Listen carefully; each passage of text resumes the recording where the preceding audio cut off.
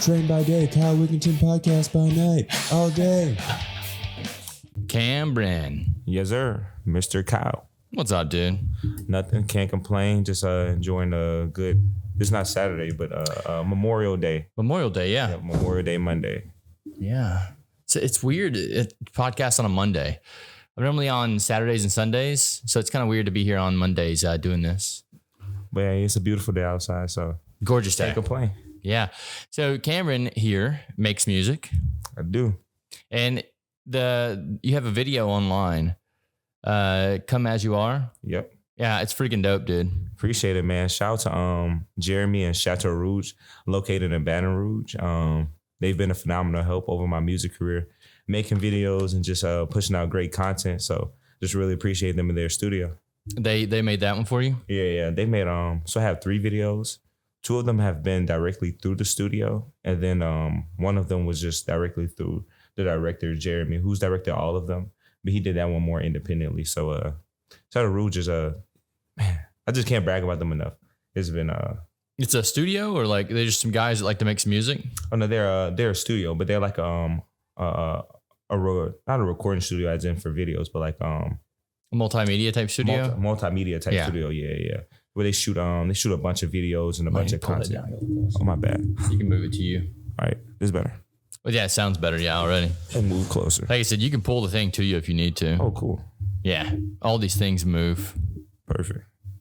But yeah, you can't break it. I was a little nervous. I'm like, I don't want to be too aggressive with it. Well, I mean, even if you do break it, we got 4 more in the back. Perfect. Yeah, it's okay. We bought extras. We know that things in this bar just break. Like the night you do your event. Oh, yeah. We broke. Yeah. I'm sorry about that. No, it wasn't even you. It was me that did it. Perfect. Well, yeah. I'm glad you have the guilt, not me. So Cambryn threw an event here. And I think the name of the event was the same thing, right? Come As You Are Social. Yeah, it was awesome. They had all kinds of games and stuff he planned out. Really unexpected what he was going to do. I was like, this is going to be, well, we'll see what happens. So anyway, he brings a piñata. Yep. And he's like, can we hang it out this light fixture in here? And I was like, I don't know. Let me see.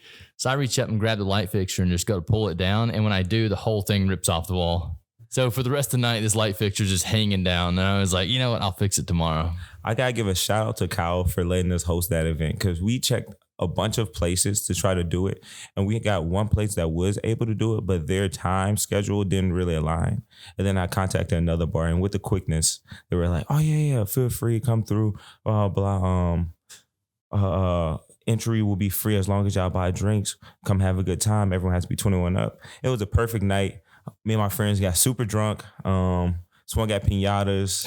I had stickers passed around.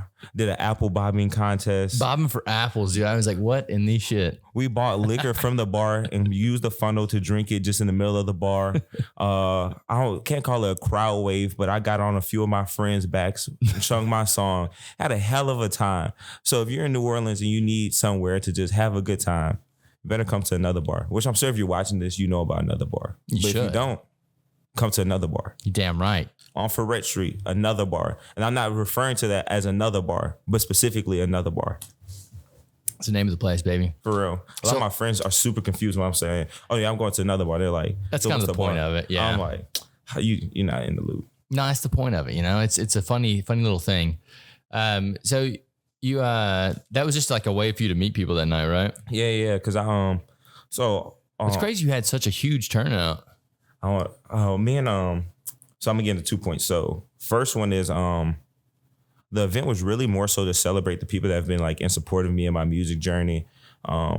There's just been like a great support system, and then also there's just welcoming new people, like I said, like you said, to meet, mix, and mingle. Because my time in New Orleans has been super pleasant. I met so many great people, had so many great people from back home in Hammond that were able to come, and then my friends from college in Baton Rouge. So I just wanted to bring all of them together and celebrate them and their support they've been giving me. But when it comes to the large turnout, excluding like the people that I knew prior, a lot of it was because of someone I met at another bar, a kid named Wesley. One day I did open mic here, and he was the only person in the crowd that was like really active and into it. And so Wesley goes to Loyola. Hope I'm not putting too much information about you out. But so he goes to Loyola, and I was like, yeah, I'm planning on having a social. Do you mind if we go to your campus and pass out flyers?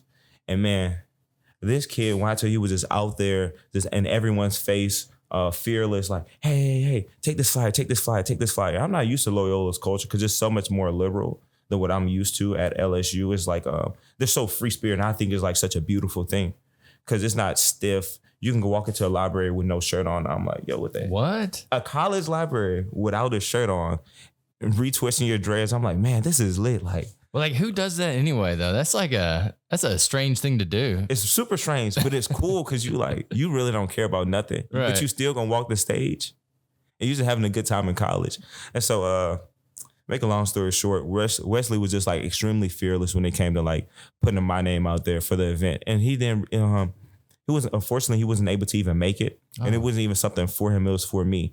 But he was just being such a great help to put my name and my face out there, handing out flyers. We had to have handed out like at least 300.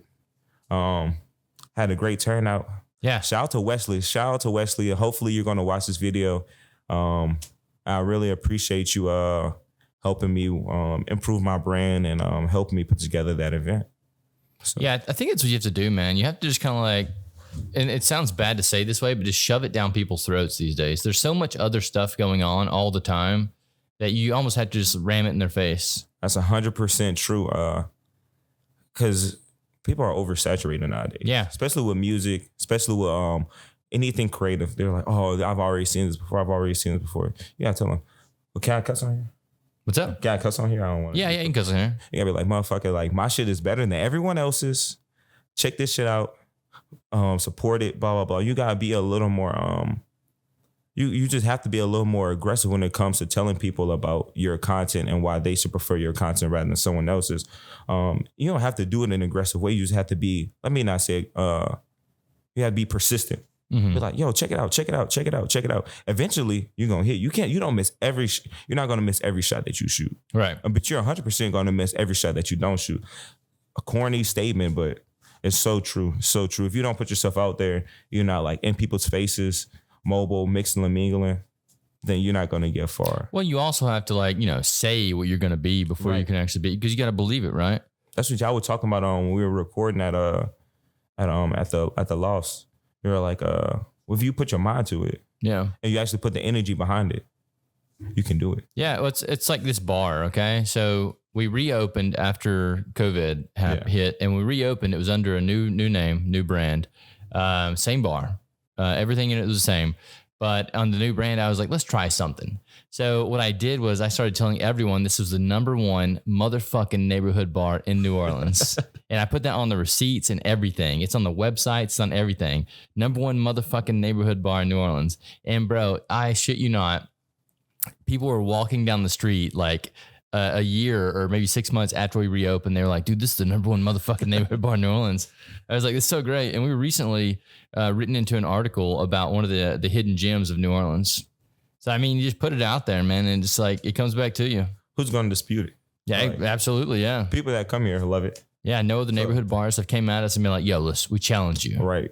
How do you even challenge that? Hey, I respect that. That's actually really genius marketing. Yeah, it worked.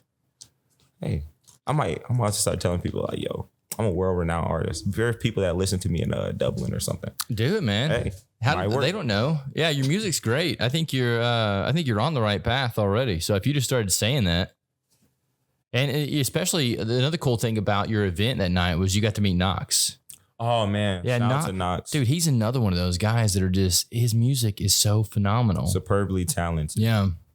And that actually got you on his things coming up too, right? Yeah. The Poolside 2023. It will be on June 10th. I think it's from 4 p.m. or 5 p.m. until it's me and a lineup of other artists. Unfortunately, I haven't been able to meet the other artists other than Knox, but I'm so looking forward to meeting them. Everyone that I followed a few of them on Instagram, they just seem supremely talented too. So Knox, I really appreciate that because most of my performances have been at open mic, so I'm just super eager to actually like perform in front of my friends on like on an actual stage. I've been practicing at my house.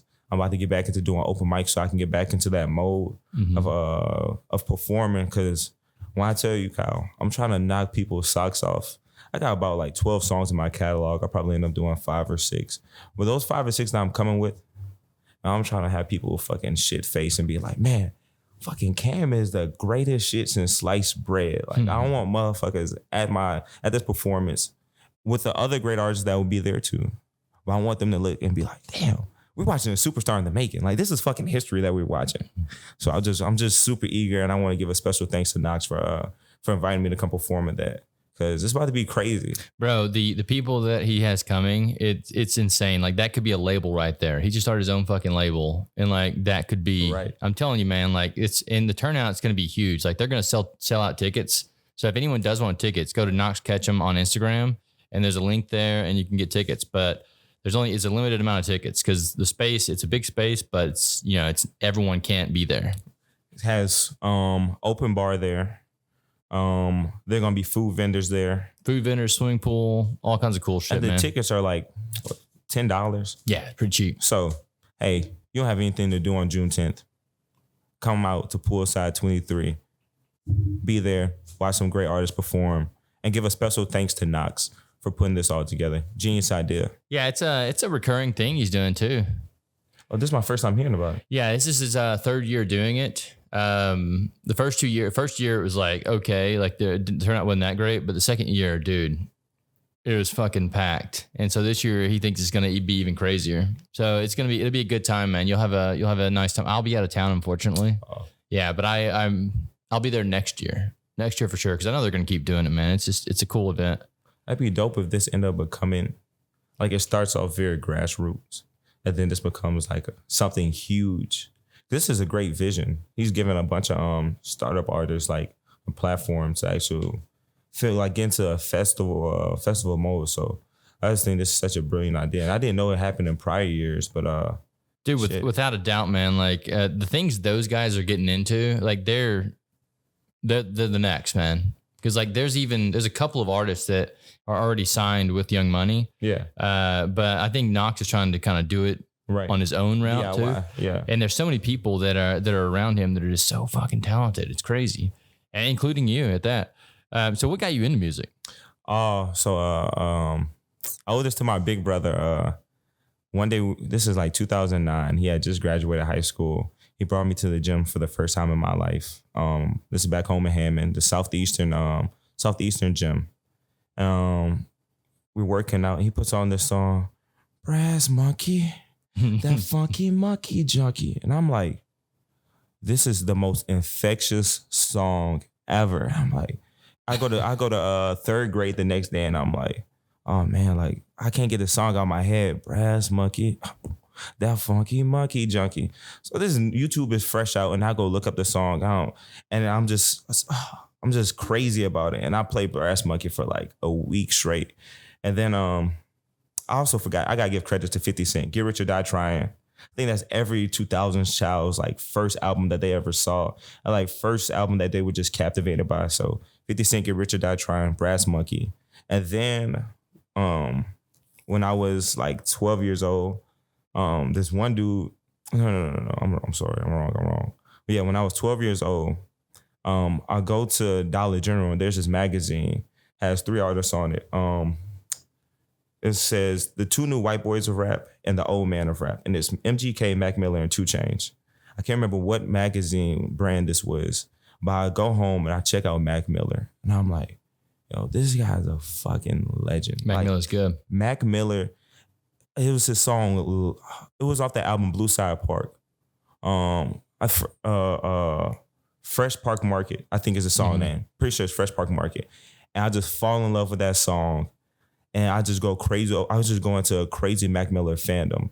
And then the third and final piece I would have to say is that same year, this one kid I had in class, he said I look like Tyler, the Creator, which albeit I got big ears and I'm around his similar complexion. But other than that, I'm like, you just saying that because I'm black people. Like, I really don't look like Tyler, the Creator. I don't see that, yeah. I don't, like, come on, dude. And so I'm like, oh man, I have to check this dude out. I was going through like this, I'm going through puberty mentally, like at this point in life. I'm just starting to understand more about myself, like in this real rebellious phase. I'm 12, 13 years old. And so Tyler, the Creator is like, pretty, I guess how it was having like Motley Crue in the 80s, like being a kid growing up on rock in the 80s, or having 2 Live Crew in the 80s. because Tyler the Creator gave me that sense of like rebellion in his music that I just like yearned for at 12 years old. So I just like indulged in so much Tyler the Creator to where I think Tyler the Creator of like any artist. I love music. I love a bunch of artists. Kendrick Lamar, the list goes on and on. Tyler the Creator's had the like biggest impact in like who I am today within how like I attack life. So I got credited against 50 Cent, Beastie Boys, Mac Miller, Tyler the Creator, and all that's from my brother, friends growing up. So the Tyler the Creator thing is interesting to me. I never did understand his music. And so I couldn't get into Tyler the Creator. I've like heard his vision and stuff when he's talked about his brand and stuff. Right. And I think that's dope what he did with that. But I just never got into his music. So I think for me, like I said, he had that rebel spirit early on in his career when he was like 18, 17, 19. In his late teens, early 20s, just super free spirited, but like an anarchist essentially. And so when you're 12, you're not really looking for the content to be quality. You're more so looking for like a feeling. Mm-hmm. And so the feeling I just got from him was like, I can just be whoever the hell I want to be, do me. Because early on in his career, he was just like tasteless for the sake of being tasteless, say like rude, crazy things. And when you're a fucking 12-year-old boy, you're like, oh, I like saying crazy shit like that too. So you just catch on to it and you just get hip to it. But well, that's what I'm saying with his brand. I think that's amazing what he did, because that's part of the reason he blew up is because of that part. Because he was more polarizing at that time than I would say he was talented. And then the older I got, the more removed from that content I got, but the more he evolved with me as well. So like by the time I was in high school, he started making Cherry Bomb and Flower Boy, which are much more beautiful, well-composed albums that like talk about like just his development as a person. And I'm going through that same shift, albeit like he might be but 10 years older than me. But I'm going through the same shift where I'm like, bro, I'm not just an anarchist for the sake of being an anarchist anymore. I'm not just doing wild shit. I'm actually a person with layers that like actually has emotions, that does all these things. I'm not 12 years old anymore. I'm fucking 17 now.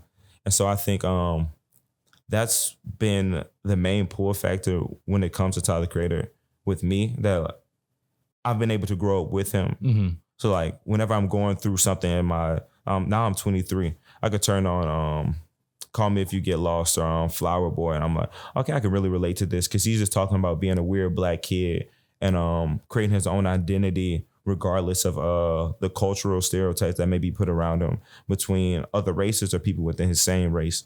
So I just think it just really resonates with me. I really appreciate the freedom and the individuality that he presents in his music. I don't think there are a lot of artists at that. Hold on, let me not say at that time. There are not a lot of artists that does it to his high caliber that he can do it and do it so solely himself. So that's been, I think, a lot of my generation's pull factor with him. I definitely get why older generation, like my brother when Tyler first came out, he was like, turn that bullshit off. Right. That motherfucker is just saying dumb shit just for the sake of saying dumb shit. I'm like, hey, yo, this really like means something to me. I don't know what you're talking about. But then I got older, I'm like, oh, you're right. This was just saying dumb shit for the sake of dumb shit. Well, I'll check out his more recent albums. I haven't heard him in a long time. Like I've heard his stuff. Flower Boy, Call Me If You Get Lost, Igor. Those three, his most recent 3 albums, other than that Grinch album, that was just a cash grab. Don't listen to that shit. Yeah. But check those 3 out. Either one of those 3, and you'll be like, damn, this is not that kid I used to see growing up. I'll check him out and report back. So for me, at that same age range, I stumbled into Eminem. So obviously Eminem was like, huge. Nice. And I listened to every one of his albums, and we kind of grew up together too, I would say. Right. So he's a big influence on why I'm so fucking insane. So what's your favorite Eminem album? Oh, dude, I can't, there's not even an album that I can say is my favorite. They're all amazing. Even the ones where they were talking about, I think it was, I don't know the name of the album, but he was getting a lot of backlash for one album, and I was like, dude, these songs are still fucking good. Oh, you talking about where is the American flag, his hands over his face? Revival, yeah. Revival. So he was getting a lot of backlash for that one, and I was like, I still like these songs. Yeah, we would have been in disagreement. I thought Revival was like the fall off of Eminem. I'm like, bro, come on now. No, that's what a lot of people said, yeah. And like once again, I think I'm so in love with the artist that I could still find something in there that I liked. My favorite song ever, I believe, is it Mockingbird? Oh yeah.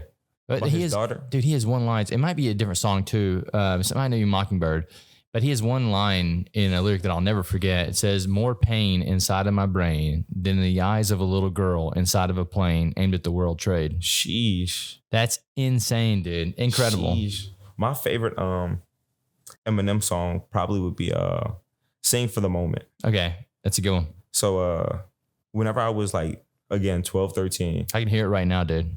Yeah. You just go back to exactly the point you were at. Think about that song. Think about, honestly, the Marshall Mathers. No, that was the Eminem show. Pretty sure that was the Eminem show. I can remember where I was like when I first heard that album. Not when it dropped. I was like fucking 3 when it first dropped. I don't remember that. But whenever I first heard the album by myself, I'm like, man, this dude is that guy. I used to love Eminem. I still like Eminem's music to this day. Something about what he does with rap is different. Cause he's not supposed to be that good. No, it's like, crazy. Like no one should be that. He's like rhyming the entire sentence. He shouldn't. But I think I don't think Eminem's music to this point he's lost that polarizing fact that he once had. I don't think he still has it. But I still appreciate what he's done for music in general. I mean, the Kamikaze album was good. Bro, I appreciate Kamikaze. He showed people. He's like, you don't want to mess with me. Cause he basically took on the whole rap game with one album. That's what I was just about to say. He went back into an old pocket that he can't. He messed that old pocket along with his new self, and I appreciate it. Is it my favorite Eminem album? I wouldn't say so, but can I appreciate it for what it is? I can appreciate Kamikaze. See, I wish I could like remember all the albums like you do. All I can remember is like every one of his songs. Like for me, it's just a jumble of like music. Right, because that was I imagine you're probably like. Whenever all that stuff was dropping, you're probably like in your early preteens around that time, where you don't care about like the fucking album's name. You're just like, I'm just digesting all this content at once. This shit is great. You know, even whenever I hear he's dropping a new album, what I'll do is I'll go back and listen to all of his old albums. Right. That's how like diehard I am with this guy. It's insane, man. But I don't know. And when the Kamikaze album, man, MGK, what he did to MGK, I mean, he actually blew MGK up. If we're being honest. Because nobody was checking for MGK before that. But all disrespect to actually, I don't care. All disrespect to MGK. Yeah, who cares about that guy? Nobody cares. Anyway, but what Eminem did to him, it just like, if it was a really battle, you know, MGK would just be done. Just mop the floor with him. Come on now. Dude's bar was, your beard's weird. Yeah. Like, come on, bro. What? You're going up against like a top 5 rapper of all time. That's like fucking Lil Pump coming up to Jay-Z and being like, your dreads are, I don't know. Just something like, stupid. All right, bro. Like, go back to middle school. Like, what happened to that kid, too? He like one song and then left. Man. I think he dropped that one. He dropped those like few hits that were just like super repetitive. J. Cole came out with a song that pretty much just dissected his entire future. He's like, yo, like 5 years, you're going to be washed up. All your friends will have grown up and they're going to look at you and be like, why the fuck was I looking at this? Which is exactly what happened. And then he ended up going on to the Trump campaign and being like, F Sleepy Joe. Everyone's like, bro, who is your fucking demographic? Because none of these people because Trump called him, he was like, Little Pimp. And he was like, bro, my name not Little Pimp. My name Little Pump. So it's like, dude, what are you doing right now? Like, you just out here just trying to get attention by doing anything. So as a lot of those artists from that era did, that just made content for the sake of making content and not for the love of the craft. The mumble rappers. But albeit, a lot of those mumble rappers, like Playboy Carti and some of those, I gotta give credit to. But the people like the Pumps, I just don't think they didn't create a movement around them. It was just... He was like 16 years old too, wasn't he? 16. Like I couldn't imagine being 16 and something like that happening. Like I would probably just have to like just let the industry steer me too. I think that's what he was doing. He was just kind of letting the industry take him along. But yeah, 16, that's way too early for that in my opinion. I agree. So I think partially there should have been someone within his family or someone around him should have told him to pump the brakes a little bit when it came, no pun intended. So it come to some of the antics he was doing, because I can like, if I was 16 and I came into like fame or something, albeit I'm making like a large sum of money, I think my parents or my brother, my sister, someone around me, my friends would be like, yo, Cam, slow down. Like, realize that like you working for the long term, not the short term. If you like actually assess like what's going on around you, you could become not just a star for not just have 15 minutes of fame, but you can have some real longevity. So I think that really hurt him. And like you said, being 16 with that much clout and attention, that's really not good. I thought whenever I first started making music, I when I started taking it seriously, I was like 21. This is like last year. I'm thinking, yeah, I was 21, going on 22. Well, you sound very wise for your age. Appreciate it. But I was like, man, I'm starting a little late into my career, and I wasn't tripping off it. Kind of like, I'm a Jay-Z fan. Jay-Z didn't drop Reasonable Doubt till he was 26. Mm-hmm. I have a 4-year gap between 22 and 26, so I can still make a bunch of stuff happen. But I was just like, oh man, they had dudes that were 16 making music. But now the more and more I get into it, I'm like, no, I'm really appreciative of the fact that like I took time and like let myself develop as a person, so I have like more well-rounded content. I look at the songs I would make for fun when I was 16. It was just like a bunch of dumb shit with no bass and no substance to it. So I'm like, I'm really thankful that like, for me personally, I can't speak for anyone else, but I took my time and to do this shit much later and to learn the game. Early in my 20s. Yeah, I learned the game, man. Like I think you're still relatively young for this stuff. Like I was talking to one of my buddies who's a really good comedian, Marcus Bond. We were talking. He moved to Austin now. Shouts out Marcus. But he wanted that quick success too. He's like, man, I gotta get it. And I'm like, dude, if you get quick success right now, you're not learning the steps along the path. So you're gonna miss things, and it's gonna be really quick, and it's gonna bottom out quick. If you learn the game, like you said, you have that longevity in a career. Because look at every star that's come into the game with overnight success. They've only been able to last for like at longest a few years. Now, there are some exceptions to the rules, clearly, as there always is. Mm-hmm. But for the most part, you have to have some type of tenure, some resume built up for you so that you can have real respect. That's if you want to be an artist. I want to be a fucking artist. I want people to be like, oh, Cambryn is a fucking icon that like built his way up all the way through and through this shit. Like he's seen everything so where they can't knock you down. But like you said, if you don't have that rapport, you don't have that wisdom of like how shit works, it's not going to be hard at all for someone to come in and be like, oh, this dude fucking sucks. You're going to be a fad. You never want to be a fad. If you make music and you make art, have that shit, try and make it as timeless as it can be. Don't be an overnight star. I don't want to be an overnight star. Or you get taken advantage of. You get exploited. Yeah. A lot of people get exploited. That's a huge thing in the arts, I got jerked.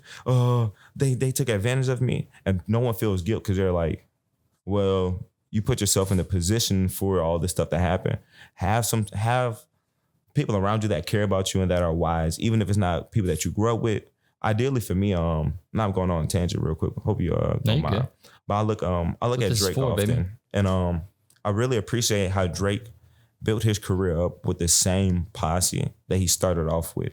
So like I have a bunch of friends that I think they may not realize their talents, but I see their talents. It may not be within music, but it's like, okay, you would be a great business manager. You would be a great tour manager. You would be a great X, Y, and Z. And I don't want to put them under my umbrella and have them just do shit for me. But I have a vision that we all become millionaires, similarly to how LeBron James and Drake both did it. So where they brought their day one friends with them, and they all went on to become millionaires and all went on to have their own independent successes. So I really want to do that because I think I just have so many brilliant friends that weren't able to get the same opportunities or that don't see certain things within themselves.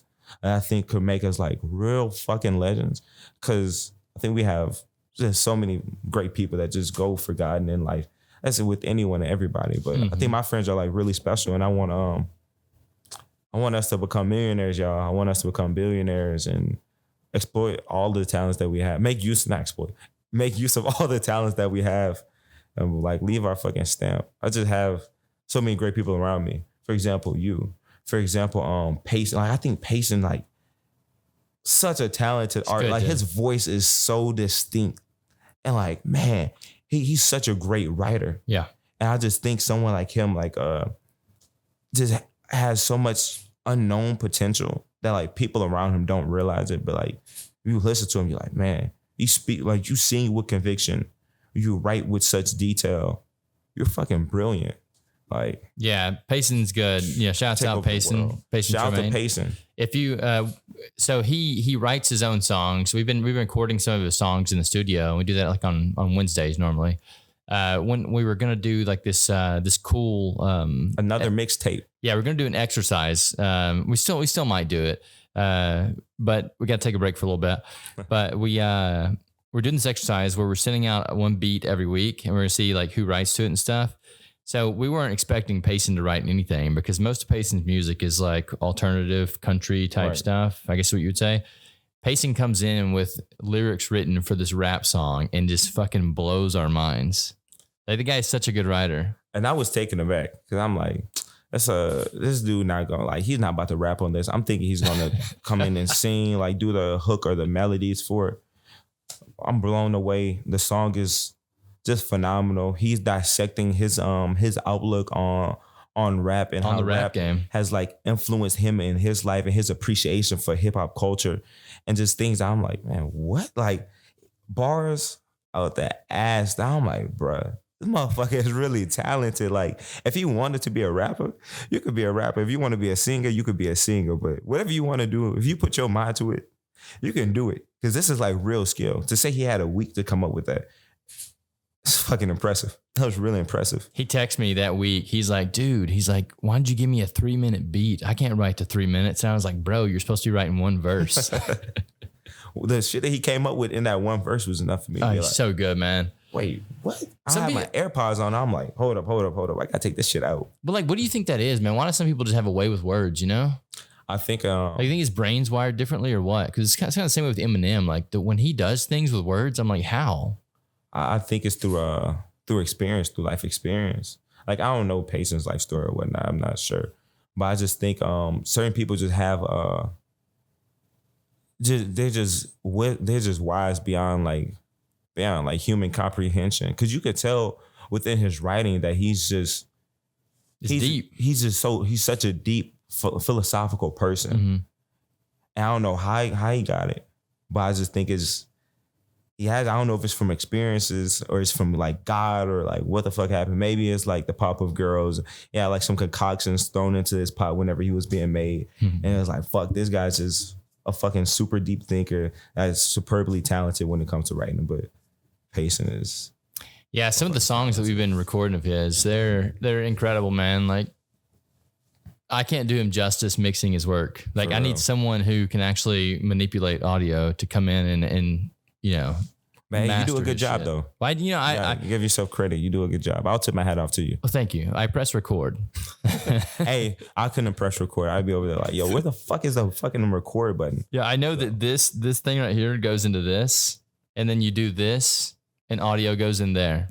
Hey, another philosopher right here. I wouldn't know any of that. You just plug it in, plug the cord in. You know, I'd be over there just knocking on my head. So more power to you for knowing, because I wouldn't. Dude, what else do you got going on in life, man? Like, she's right now. I'm getting ready to try and make some stuff shake. Trying to go take on the East Coast. Mm-hmm. See what they have for me, what they have to offer for me out there. Hopefully, I'm just going for like a little short stint of time.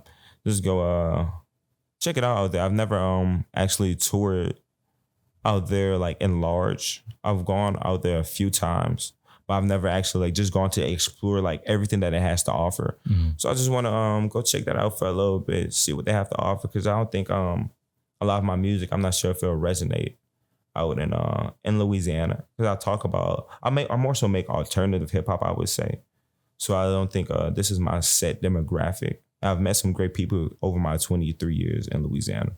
But I just want to go explore and see what else the world has to offer for me. So that's what I have going on, getting ready for Poolside 23. And just working on a bunch of stuff. I got a lot of stuff coming very, very soon.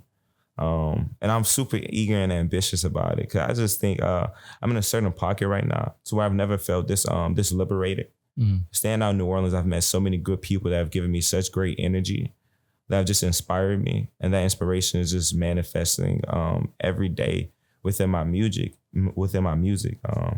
I'm so eager to like put it out. I'm so eager for people to see what I have coming. Whether that's a single, a music video, a mixtape, who knows what it could be. It's just a bunch of stuff that I'm just all putting together. I don't even know what it's about to be.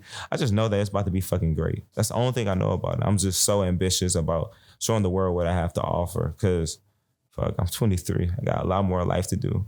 I got a lot more experiences to have. But the experiences I've had over this past year, it's been crazy. It's been wild. It's a bunch of stories I got to tell. I'm ready to tell people these stories. Cause bro, I've been loving life, loving the people I've met, loving the moments I've had, and loving the liquor I've drank. And Well, on the note of like going to the East Coast, I think that everyone who is planning on basically taking the creative route and doing the artistic thing, I think you have to meet as many people as you can, and you have to see the world in as many different ways as you can, because it gives you more to draw from. 100%. Like I think my favorite part about myself is the fact that I'm so capable of like meeting and hanging out with a variety of people. I have to say, I've noticed that within you too, within you and everyone that we've recorded with, how essentially flexible we are when it comes to the people that we meet and the ability to just like engage with a lot of people. Mm-hmm. Like the friend group I saw you had the night we had to come as you are social. It was a diverse group. Y'all all mixing, mingling, and y'all all like just embracing each other.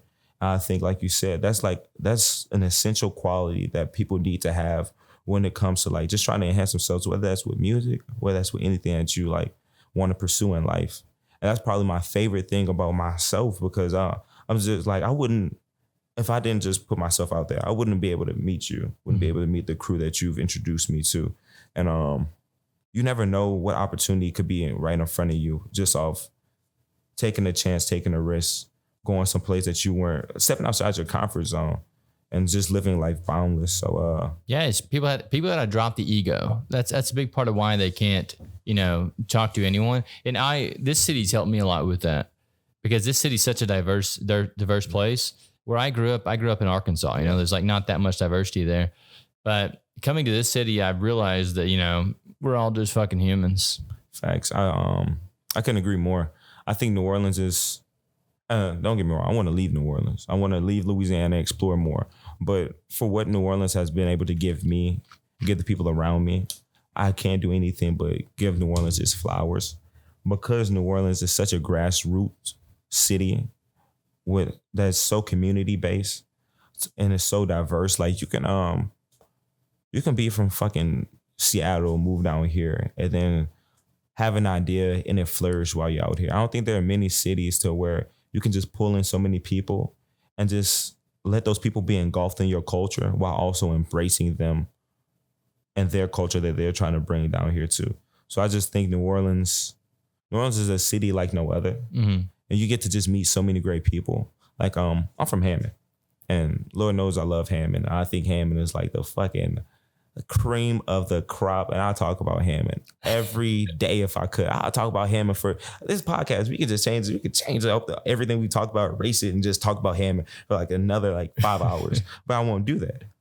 And I will say that I had limited cultural experiences staying in Hammond. Had limited cultural experiences in my life post Hammond. And then once I moved here to New Orleans, I've had so many experiences that I just couldn't have imagined, because you're just so embraced by everyone that you come around. Southern hospitality is at its highest when you come to New Orleans, along with that diversity and just a variety of cultures is so high in New Orleans. Such a beautiful place to just be. Like the parties I go through out in New Orleans, I've never met so many people that just fully embrace themselves as much as they do. I feel like whenever I've been to other parties, everyone wants to stand around, just look cool and try to impress someone. Whereas if you come out to a party in New Orleans, you go to a bar or club in New Orleans, people are like, nah, bro, I'm here to have a good time. I'm about to have a fucking great time, regardless of what y'all motherfuckers doing. You just come as you are. A genius. I'm telling y'all, Kyle, the genius. You come as you are. That would not exist without New Orleans. That song, that vision would not exist without New Orleans, because that's genuinely where I got that vision for that at. I was like, bro, just fucking come as you are. That's how the culture is out here. Cambryn, where can all the people find you at? You can find me on Instagram, and YouTube. I don't really operate on any other social media platform. My Instagram is Box Office Trouble, BOX Trouble. Oh, no, fuck, I'm tripping. Box Office Trouble, BOXOFFICE .trouble, TROUBLE. And my YouTube, Cambryn 985. CAMBRYN 985, I think. Might be box office Cambryn. I don't know. Whatever. Just look up Cambryn, Come As You Are on YouTube. You'll be able to find me. Yeah. That works too. Look up one of my songs. Go to my Spotify, Apple Music title. I'm on every streaming platform. Just type in Cambryn. I should be the first to pop up. And you'll find some fucking gems on there. If you don't listen to my music, man, you're missing out. Because you're seeing the rise of a star. Check his music out. It's really out good. my music. Also, come see him at the poolside event on June 10th.